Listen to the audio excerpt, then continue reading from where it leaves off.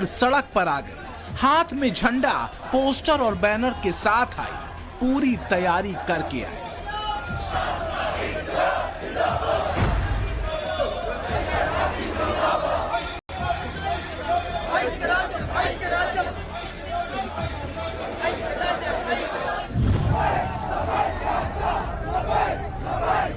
मुंबई में भी अबू आजमी ने मुसलमानों की भीड़ जुटाई, तेरा मेरा रिश्ता क्या वाला नारा लगाया।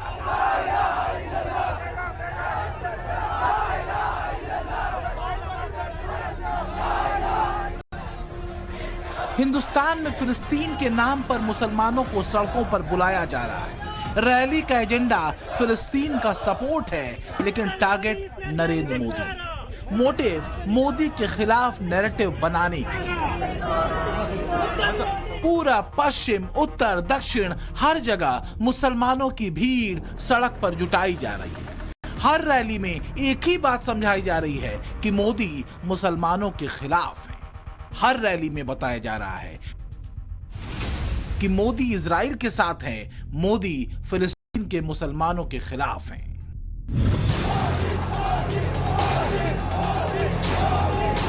मोदी की इमेज खराब करने के लिए फिलिस्तीन के नाम पर पॉलिटिकल एजेंडा चलाया जा रहा है। रैली का एजेंडा प्योर पॉलिटिकल है। ये बात केरल से साफ हुई।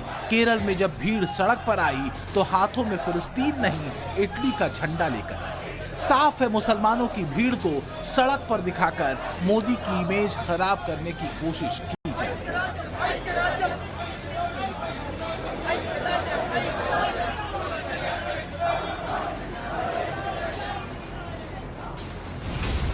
लेकिन सच ये है कि मोदी आतंक के खिलाफ है। मोदी इजराइल से भी बात कर रहे हैं और फिलिस्तीन से भी।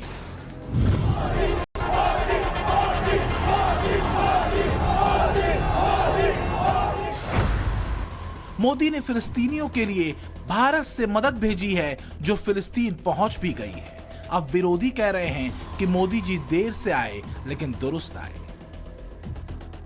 लेकिन भारत शांति की बात करता है। शांति में ही दुनिया का हित है। युद्ध किसी भी समस्या का समाधान नहीं, ये बात मोदी हमेशा से कहते रहे हैं। भारत न तो इजराइल के लिए युद्ध लड़ेगा, न वो फिलिस्तीन के लिए युद्ध करेगा। आज भी भारत के अंदर हम प्रत्येक मत के मानने वाले व्यक्ति का सम्मान करते हैं, लेकिन आतंकवादी मानसिकता को पूरी तरह से निरस्त करने की अपनी न सिर्फ सामर्थ्य है बल्कि शक्ति भी है भारत के अंदर। यही कारण है कि चाहे वो दो लोग आपस में लड़ रहे हों, लेकिन भारत के साथ रिश्ते दोनों के अच्छे हैं, दोनों के साथ अच्छे हैं। और भारत हमेशा ये चाहता है कि मित्रता के साथ फिर विश्व चले, विश्व बंधुत्व के साथ चले। ये लड़ाई से कोई समाधान नहीं निकलने वाला। यही हिंदू दर्शन है। हमारा दर्शन कहता है कि हम जो है सबको साथ लेके चलेंगे, अपने साथ में अपने पड़ोसी का भी विकास करेंगे, विश्व के कल्याण की बात करेंगे। यही हिंदू दर्शन है। मुझे लगता है कि इससे सीख लेनी चाहिए लोगों को।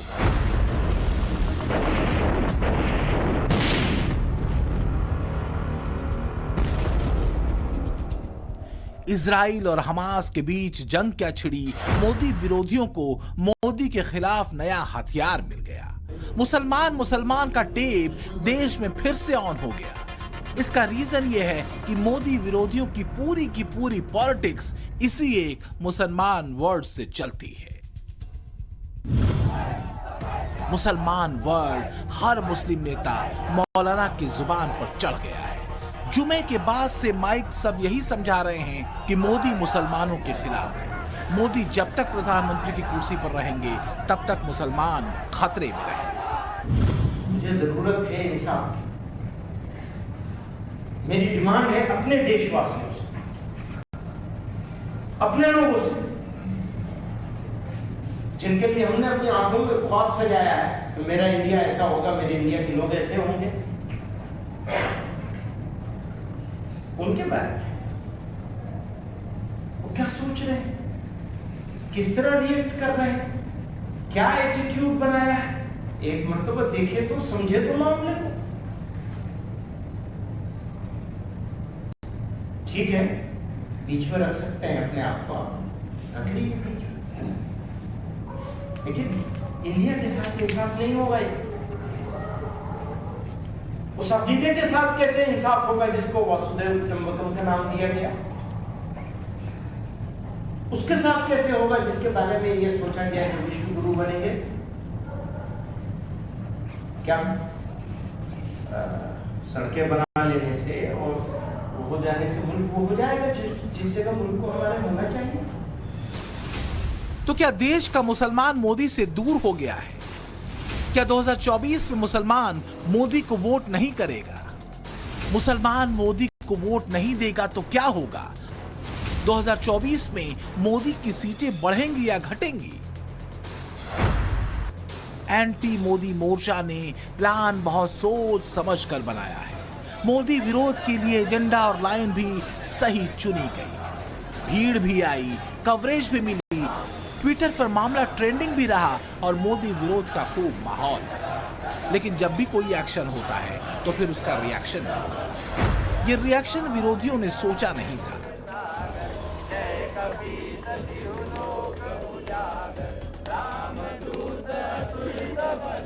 जिस मुंबई में अबू आजमी ने तेरा मेरा रिश्ता वाला नारा लगवाया, उसी मुंबई में अब हनुमान चालीसा का पाठ हुआ।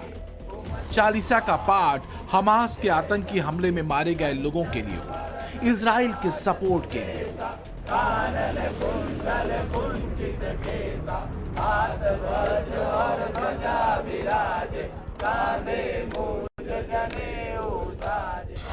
मुंबई में भारत विद इजराइल का बैनर दिखाया गया।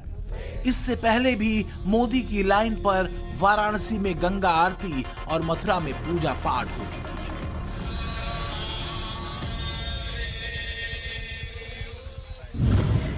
जितना मुसलमानों को मोदी के खिलाफ किया जा रहा है, उतना ही हिंदू मोदी के साथ जुड़ रहा है।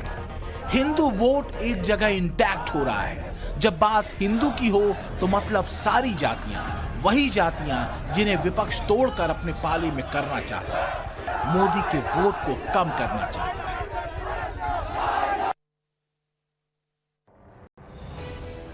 – 2013 से मोदी के विरोध में मुसलमान वाला नैरेटिव बनाया जा रहा है। ये लाइन मोदी हटाओ मोर्चा और खुद को मुसलमानों का मसीहा मानने वाले हर लीडर की है। राहुल गांधी, शरद पवार, उद्धव ठाकरे, फारूक अब्दुल्ला, महबूबा मुफ्ती इसी लाइन पर चल रहे हैं। समाजवादी पार्टी के एसटी हसन और शफीकुर रहमान वर्क भी यही लाइन ले रहे हैं। हैदराबादी भाईजान ओवैसी और अबू आजमी भी मोदी को मुसलमान विरोधी साबित कर रहे हैं। शक्तियां से उसका पराजय हुआ। आज देश में चारों तरफ असत्य सत्य ही है, इसलिए सत्य का जीत हो, ये हमारी शुभकामना है। यही मैं शुभकामना देता हूँ सारे संपूर्ण भारतवासियों को। लेकिन जब विरोधी मोदी को मुस्लिम विरोधी बताते हैं, मुसलमानों को मोदी के खिलाफ भड़काते हैं, तब क्या होता है? तो इस सवाल का जवाब वही है जो मुंबई में हो रहा है। मतलब ये कि तब काउंटर पोलराइजेशन होता है। मोदी का वोट कम नहीं होता, मोदी का वोट बढ़ जाता है। ये बात मोदी का चुनावी रिपोर्ट कार्ड भी कहता है। 2009 में मुस्लिम सांसदों की संख्या 30 थी। लोकसभा की 92 सीटों पर मुसलमान डोमिनेट करता है। यहाँ मुसलमानों की आबादी 20% है। इसके बावजूद 2014 के लोकसभा चुनाव में सिर्फ 22 मुस्लिम सांसद जीते। लेकिन यूपी के कैराना में लोकसभा उपचुनाव हुए। आरएलडी के कैंडिडेट तबस्सुम हसन की जीत से ये संख्या बढ़कर 23 हो गई। 2019 में यह आंकड़ा थोड़ा जरूर बढ़ा, लेकिन फिर भी ये 2009 से कम रहा। लेकिन 2019 के लोकसभा चुनाव में मुस्लिम सांसदों की संख्या 27 ही रही। मैं नरेंद्र दामोदर दास मोदी ईश्वर की शपथ लेता हूं कि मैं विधि द्वारा स्थापित भारत के संविधान के प्रति सच्ची श्रद्धा और निष्ठा रखूंगा। 26 मई 2014 को मोदी पहली बार देश के प्रधानमंत्री बने। देश के 15वें प्रधानमंत्री के तौर पर मोदी ने शपथ ली। बड़ा कार्यक्रम हुआ। देश विदेश के नेताओं को बुलाया गया। जितनी बड़ी जीत थी, उतना ही बड़ा जलसा हुआ। लेकिन इस जीत में एक और बड़ी दिलचस्प बात थी। 2014 में बीजेपी पहली बार फुल मेजॉरिटी के साथ सदन में आई। बीजेपी 282 सीटों पर कमल खिला चुकी थी, लेकिन बीजेपी के सांसदों की लंबी चौड़ी लाइन में एक भी मुस्लिम सांसद नहीं था। हालांकि 2014 में बीजेपी ने 7 मुस्लिम उम्मीदवारों को मैदान में उतारा था, लेकिन वो सभी चुनाव हार गए थे। शहनवाज हुसैन भी मोदी लहर में अपनी सीट नहीं बचा पाए। 2019 में 92 मुस्लिम बहुल सीट पर भी हिंदू उम्मीदवार जीते। इसमें 58 सीट पर हिंदू उम्मीदवार जीते। इन 58 में से 36 सीट पर भी मोदी का कैंडिडेट जीत कर आया। ये मोदी के कारण मुमकिन हो पाता है। इस तरह बीजेपी के पास 2 हथियार हैं। हिंदू बाहुल सीटों पर बीजेपी के पास सनातन का परचम है और मुस्लिम बाहुल सीटों पर उसे काउंटर पोलराइजेशन विक्ट्री दिला देता है। कांग्रेस की एक इंटरनल रिसर्च के मुताबिक जहां मुस्लिम वोट ज्यादा हैं, वहां बीजेपी का वोट शेयर 1.5% तक बढ़ जाता है और ऐसा काउंटर पोलराइजेशन के कारण होता है। प्राइम मिनिस्टर नरेंद्र मोदी हिंदू हैं। वो खुलकर हिंदू धर्म प्रतीकों को धारण करते हैं। मोदी का हिंदू वोटर मोदी की तस्वीरों से ही बात समझ जाता है। हिंदुओं के लिए मोदी कुछ ज्यादा नहीं करते, वो सिर्फ हिंदुओं को अपने धर्म और संस्कृति पर गर्व करने का मौका देते हैं।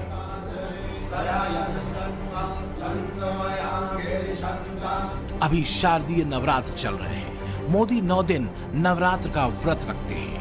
वो रोज सुबह पूजा पाठ करते हैं। सुबह उठकर वो देश को नवरात्र की बधाई देते हैं। मोदी की भक्ति ही उनकी सियासत में असल शक्ति है।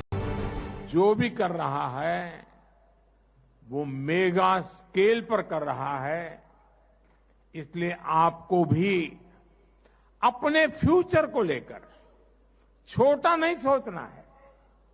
आपके सपने और संकल्प दोनों बड़े होने चाहिए। और मैं आपको ये भी बता दूं, आपका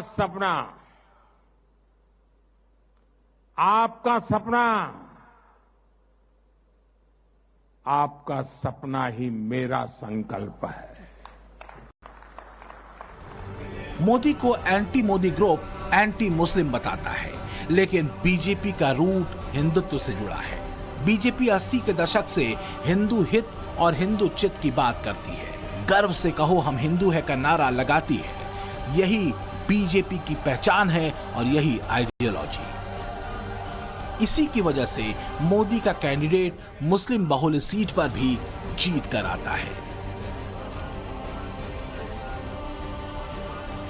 नेशनल पॉलिटिक्स में मोदी के आने से यह हुआ कि हिंदुस्तान में मुस्लिम वोट बैंक की पॉलिटिक्स बंद हो गई। मुसलमान का टेप बजाने वाली सियासी पार्टियों की दुकानों पर ताला लग गया है। इंडियन मुस्लिम लीग यानी IMUL के 3 सांसद हैं।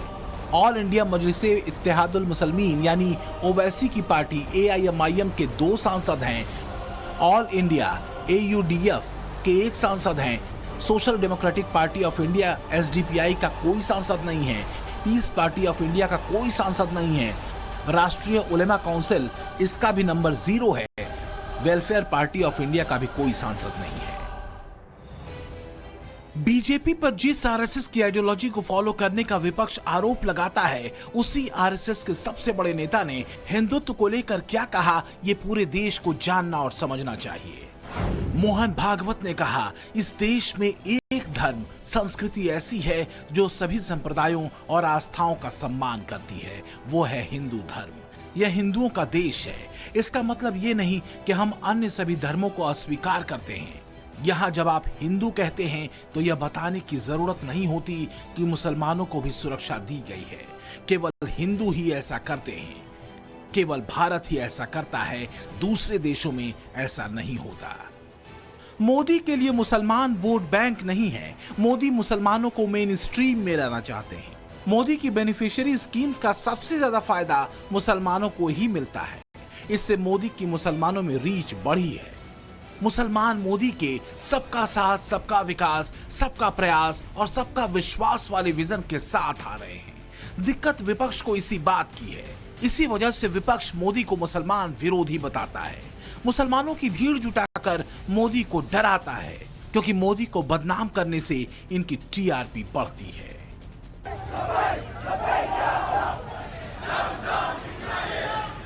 लेकिन मोदी ने बिना कुछ बोले ही इन मुस्लिम नेताओं को एक्सपोज कर दिया है। फिलिस्तीन के मुसलमानों के लिए मोदी ने मदद का सामान भेजा है। युद्ध से बेघर हुए मुसलमानों के लिए 38.5 टन राहत सामग्री भिजवाई गई है। इसमें 6.5 टन मेडिकल सहायता का सामान है, 32 टन आपदा में काम आने वाला सामान है। मुस्लिम मौलाना और मुस्लिम नेता भी जानते हैं कि अगर मुसलमान को कोई बचा सकता है तो सिर्फ मोदी ही है, क्योंकि मोदी जब प्रधानमंत्री के रोल में आते हैं वो जाति, मजहब, धर्म और पंथ नहीं देखते, वो मानवता की लकीर पर चलते हैं।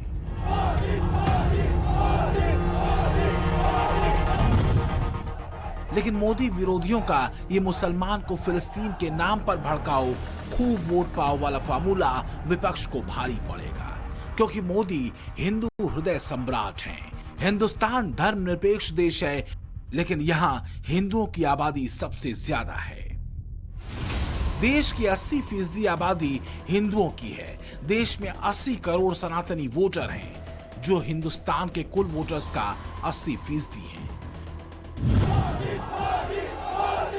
चुनाव में बात जीत हार की होती है। जीत हार सीटों के नंबर से तय होता है। नंबर गेम में हिंदू और मुसलमान कहां है, ये समझ लीजिए। लोकसभा में कुल 543 सीटें हैं। इसमें से 92 सीट मुस्लिम बाहुल्य हैं। यहाँ मुसलमानों की आबादी 20% से ज्यादा है। केरल, गोवा और नॉर्थ ईस्ट की सीटों को मिलाकर 19 सीट ईसाई बाहुल्य है। यहाँ भी ईसाई आबादी 20% से ज्यादा है। पंजाब में लोकसभा की 13 सीटें हैं। पंजाब सिख समुदाय का प्रदेश है। पंजाब की इन सीटों को सिख बाहुल कह सकते हैं। बाकी बची सभी 419 सीटों पर हिंदू वोटर ही जीत हार तय करता है। मतलब ये कि मोदी के दोनों हाथ में वोट ही वोट है। एक तरफ हिंदू है जो मोदी की सनातनी इमेज पर वोट देगा, दूसरी तरफ मुसलमान है जिसे मोदी राज में फुल सिक्योरिटी और फुल सरकार का सपोर्ट मिल रहा है। ब्यूरो रिपोर्ट, टाइम्स नाउ, नव भारत।